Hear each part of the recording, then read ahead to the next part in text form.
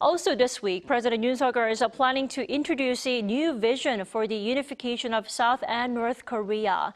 30 years after Seoul set out a three-stage formula on how to achieve the task. Our Oh Soo-young explains.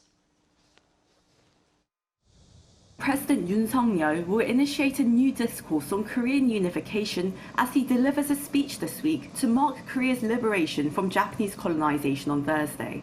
An official from the office of the president told Arirang that the South Korean leader will share his thoughts on unification with the public during his speech on Liberation Day, building on the National Community Unification Formula introduced by former President Kim Young-sam in his own Liberation Day speech 30 years ago. The formula envisions a three-stage unification, beginning with reconciliation and cooperation, a union between the South and North before they completely unite as a country. The two Koreas are still in a state of ceasefire after the 1950-53 war, with tensions escalated by the North's nuclear and missile threat. Yoon is expected to emphasize the need to update the unification discourse to reflect the changing times as seen in global politics and inter-Korean relations. He is also likely to highlight the value of liberal democracy, taking into account the human rights violations by the North Korean regime.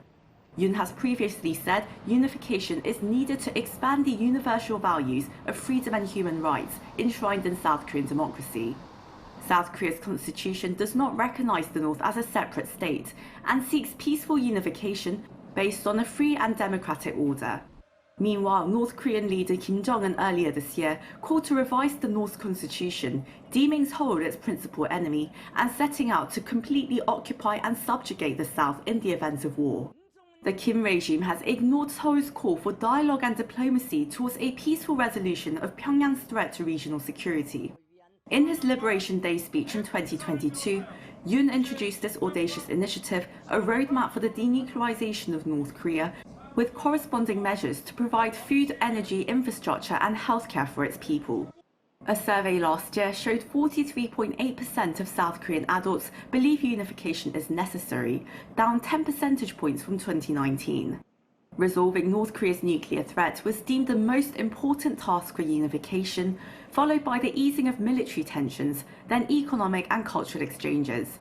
Oh Soo-young, Arirang News.